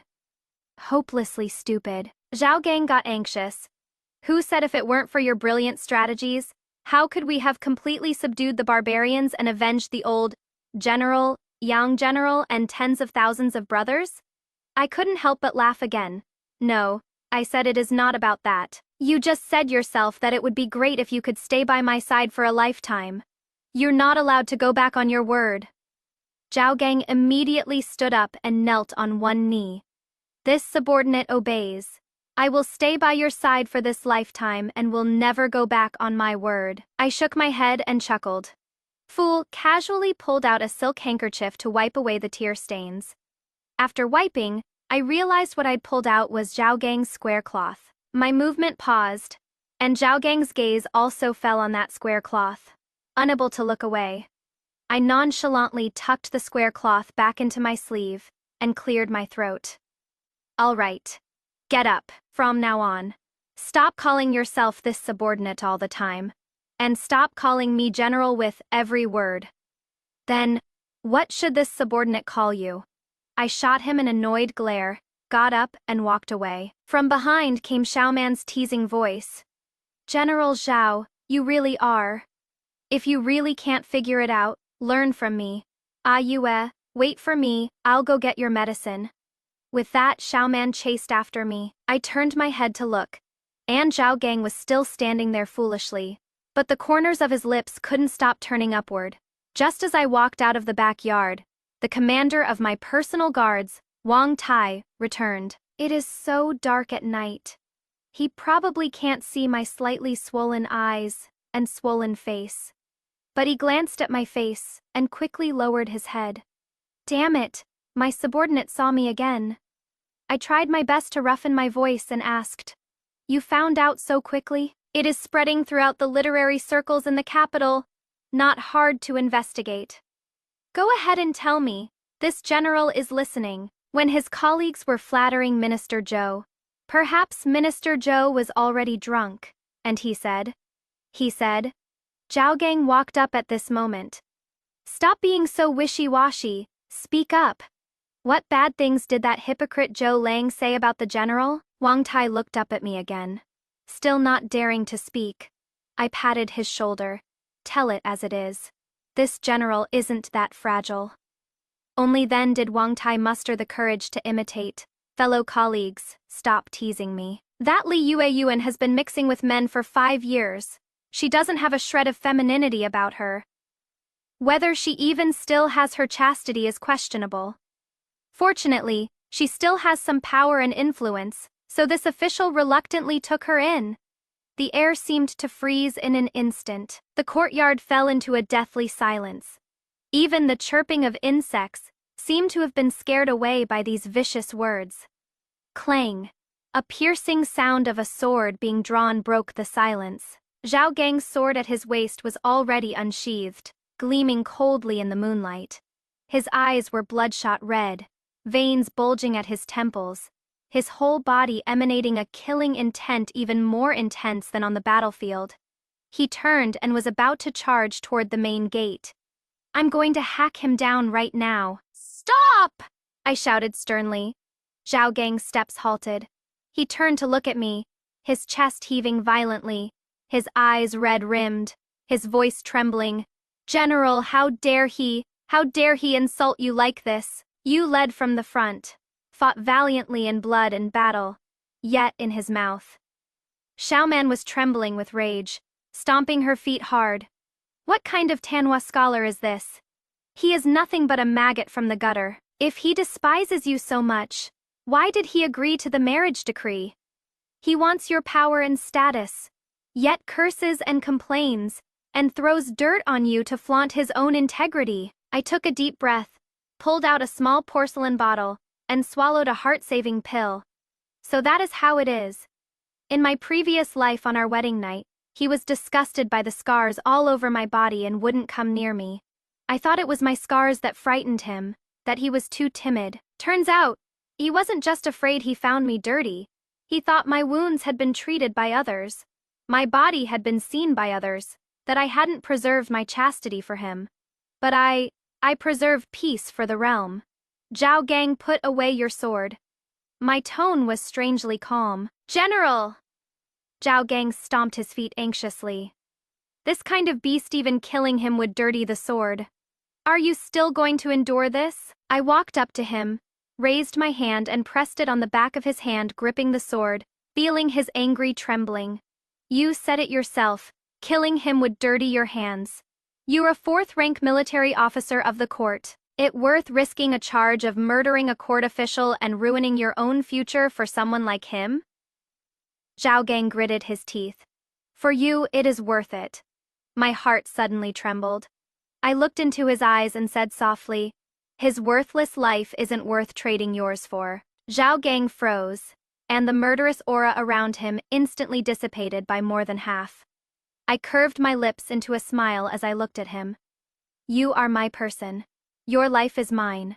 I won't allow you to trade your life." Zhao Gang's lips trembled, and he finally sheathed his sword. "This subordinate obeys your command." But his face was still full of indignation. I patted his shoulder, my tone calm. "This battle, I will fight it myself. Betraying my sincere heart, I'll admit I was blind. I accept that. Sullying my reputation, insulting my family name, that won't do." Xiaoman clenched his fists. "Well said. How do you want to fight this battle?" "Aizhang Xiaoman, at your complete disposal." I raised my other hand and placed it on Xiaoman's shoulder. "Good. Do you dare to break into the Imperial Palace with me tonight?" Xiaoman's eyes instantly widened. "That bold. Your commander's flag is charging forward so fiercely. Even if I strap on horse legs, I can't keep up. This subordinate will go arrange the carriage right away," Zhao Gang said, then turned and left. I continued looking at Xiaoman. "Just say whether you dare or not." Xiaoman stamped her foot. "For the sake of women's justice, I'm going all in," I immediately said boldly. "Good. You as a friend, Li Yue Yuan, have decided on. Once this battle is over, let's become sworn sisters." Xiaoman puffed out her chest. "Good. As long as I still have my life when I return, I'll accept you as my sworn younger sister." I raised my eyebrows and looked toward Wang Tai. "Go tell the captain of the Yulin guards at the gate that this general wants to see His Majesty one last time. If it is too late, I won't get to see him. Also call 2 people to bring a stretcher over here. They'll carry this general to the carriage in a moment." Xiaoman immediately slapped her forehead. I get it. So this is how we're breaking into the palace. Younger sister, you scared your older sister to death. XK, to perform this act well, it really can't be done without your older sister here. This scene really establishes both characters so vividly. The female lead Li Yueyuan.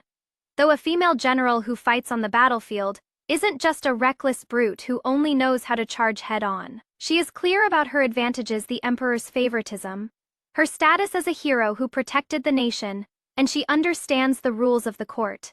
She knows that proving her innocence herself isn't as effective as letting the emperor see with his own eyes and personally vindicate her. Using this act to dispel the rumors is 100 times more useful than trying to defend herself endlessly.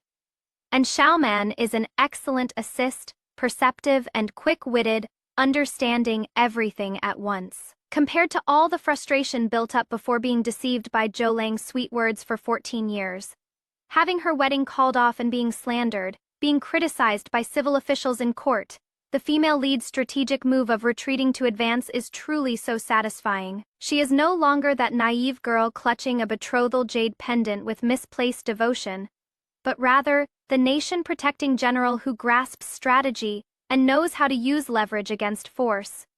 When facing problems, she doesn't waste energy on internal conflict, but directly finds ways to seek justice. This transformation is truly striking. Wang Tai quickly returned with a stretcher. I took the opportunity to lie down on the stretcher. Wang Tai, you come too. Whatever was said just now, say it the same way in front of the emperor later. Then I closed my eyelids, let my hand dangle down from the stretcher, tilted my head to the side, and decided not to care about anything else. Xiaoman immediately started urgently calling out by my ear.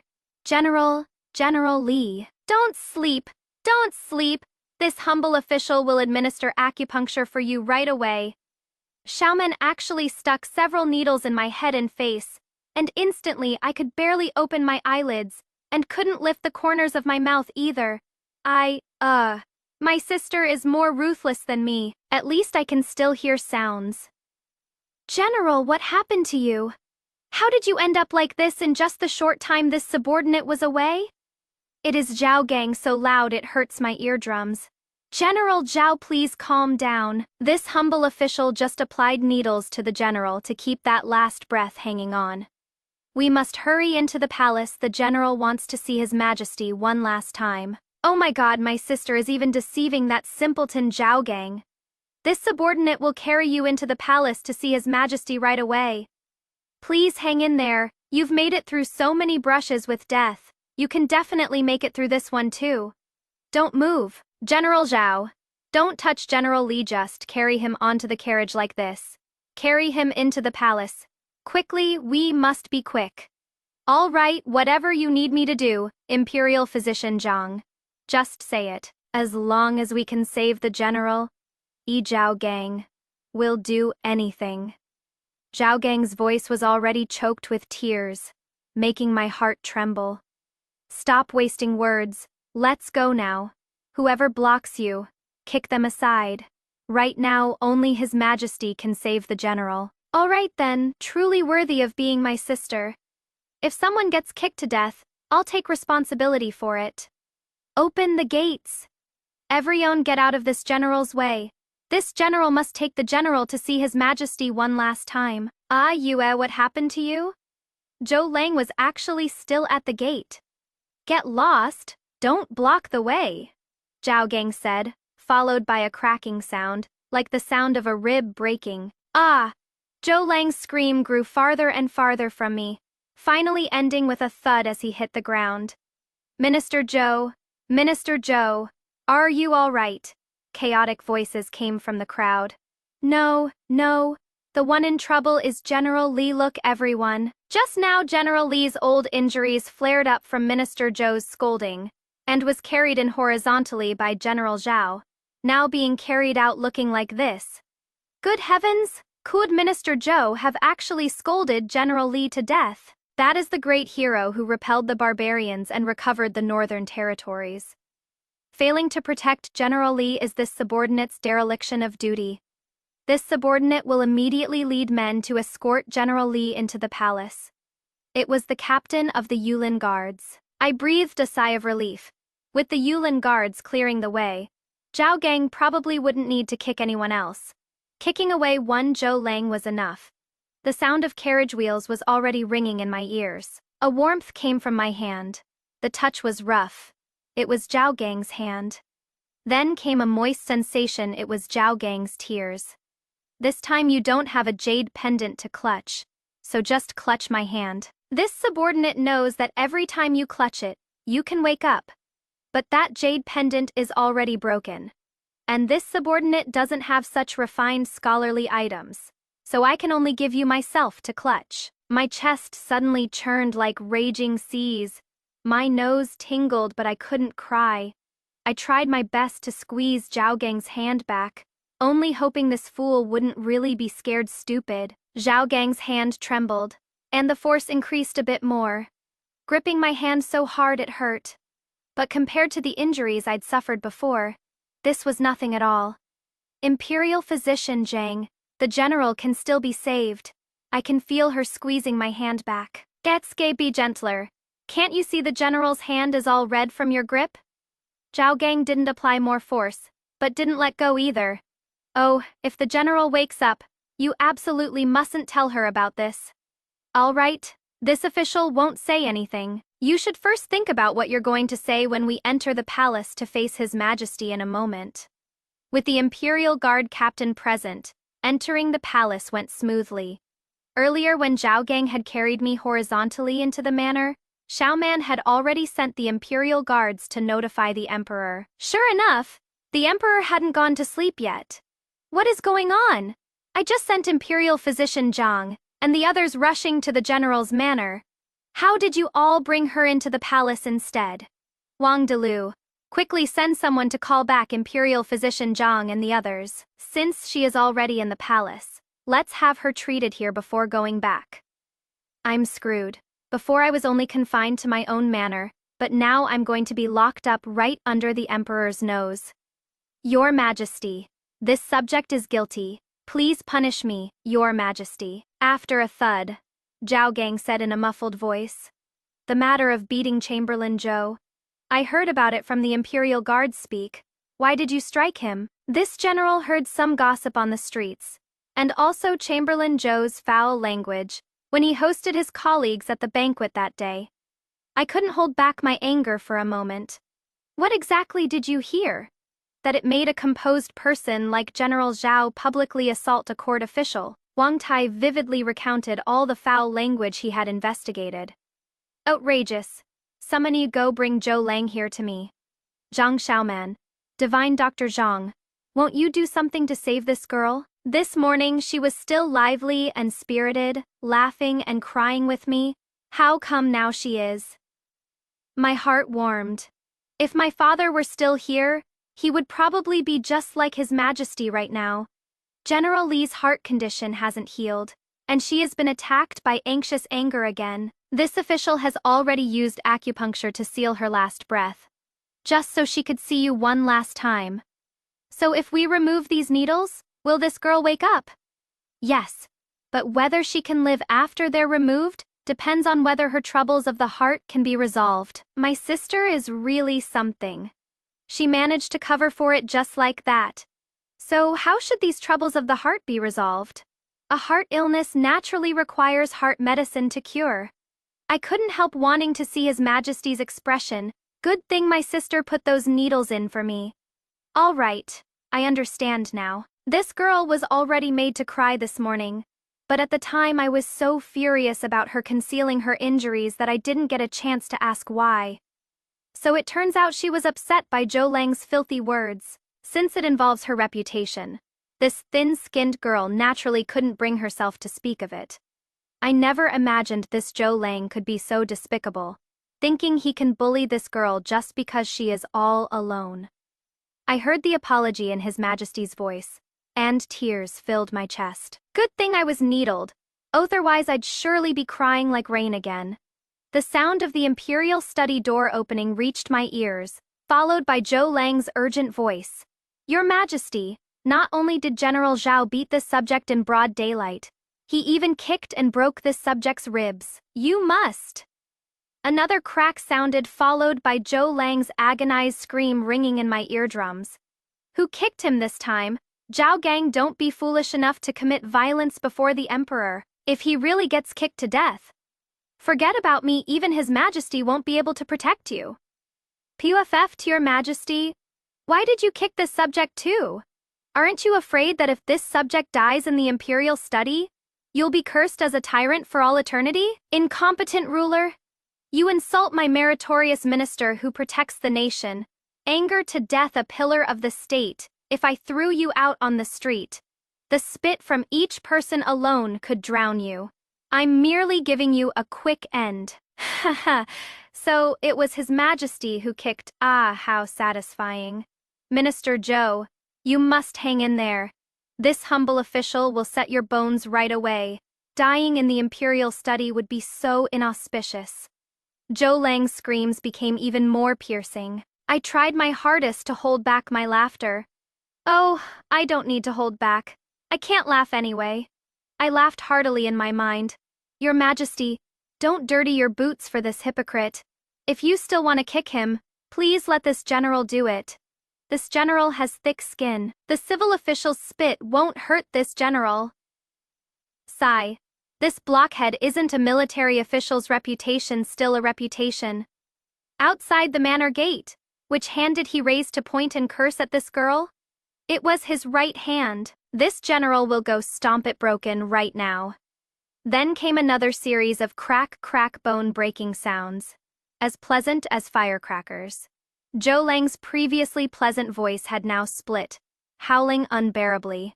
Oh my, General Zhao, be gentler. It is already shattered like this. How am I supposed to set it? Minister Zhou, stop wailing already. If you keep this up, you'll ruin your voice. Everything in this imperial study is precious. How about you bite down on my shoe first?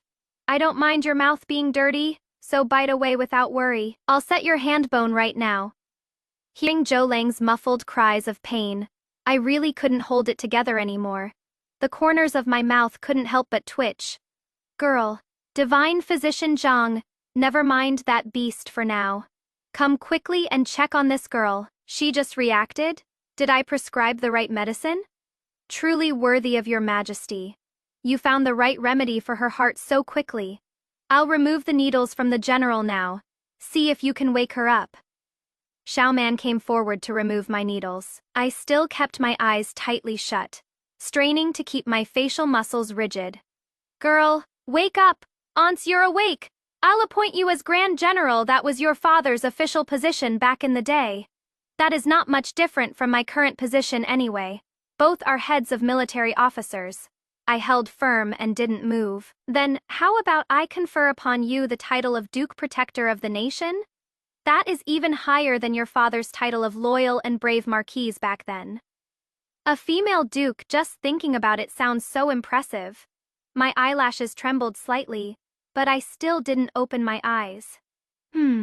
Even that won't work. But these are all the rewards I can offer. I can't just adopt you as my daughter and send you off like that, can I? Ah, this one's good.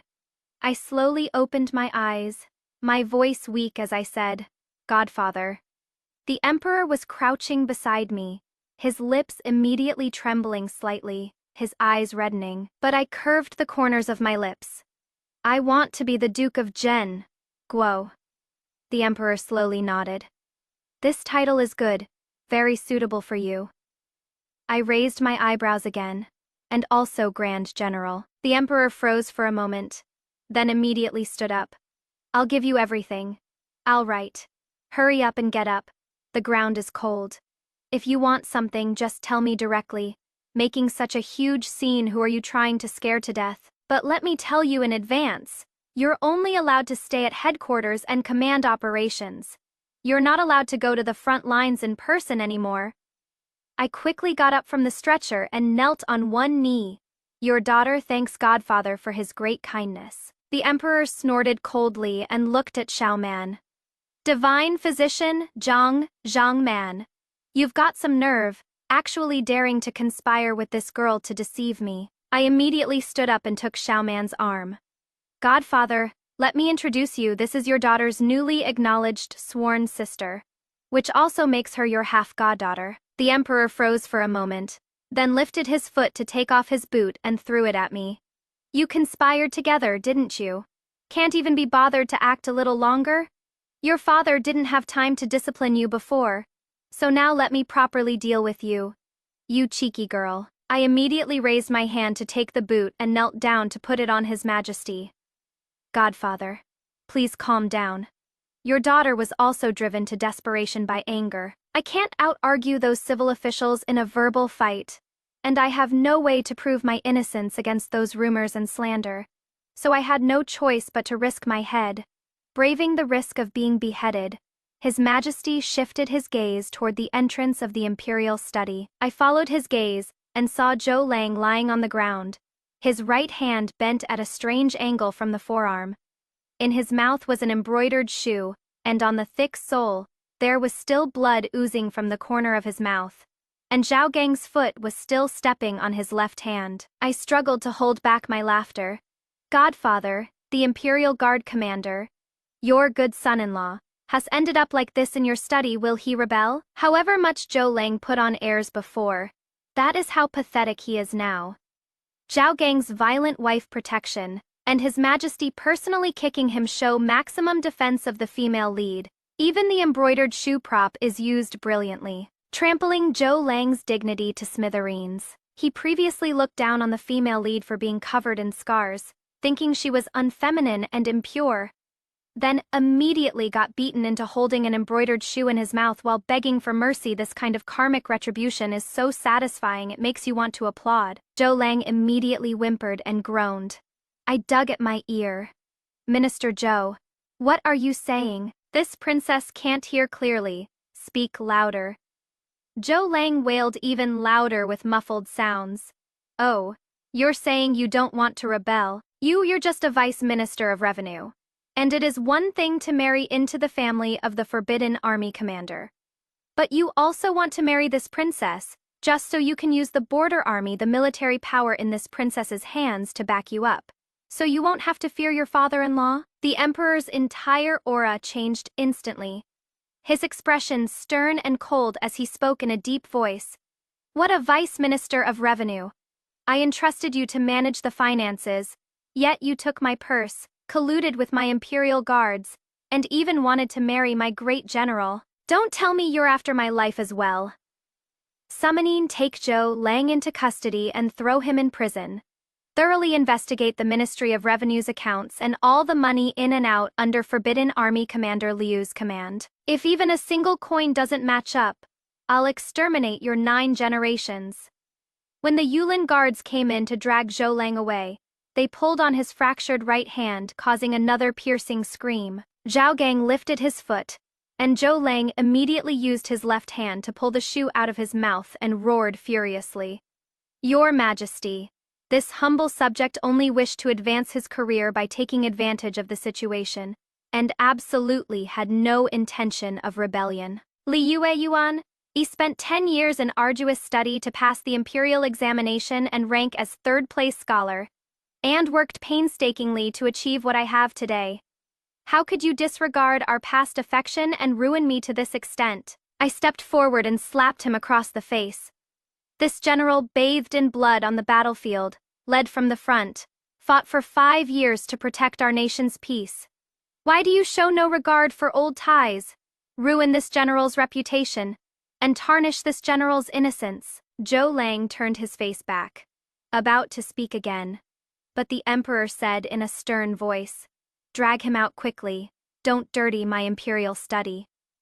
Hearing the word dirty, I hurriedly pulled out a silk handkerchief to wipe my hands. But what I pulled out was still that square towel of Zhao Gang's. My hand, wiping motion paused, and the emperor's gaze immediately shot over. Whose man's square towel is this? Tell me, and I'll grant you a marriage. Have him marry into your household as a son-in-law. I looked toward Zhao Gang, his lips trembling slightly, his face covered in tear stains. The emperor looked at Zhao Gang. Is it General Zhao's? Why are you crying? A granted marriage is a good thing. What are you crying for? Following your general around. How come you didn't learn anything good? All you learned was her crying habit. Zhao Gang also pulled something from his chest and wiped his face. It was my silk handkerchief. The emperor's face immediately filled with satisfaction. Grant the marriage. I'll draft the decree right now. Make Zhao Gang the prince consort of the princess protector of the nation. You don't need to go to the border either. If that Imperial Guard commander really has problems, you Zhao Gang will be the new Imperial Guard commander. You two can just stay put in the capital and give the old Lai family a few more kids. Zhao Gang was about to kneel down to express his gratitude when the emperor asked again. But why were you crying just now? Confess truthfully, otherwise, I'll take back everything I just said. Zhao Gang sniffled, glanced at me, and said softly.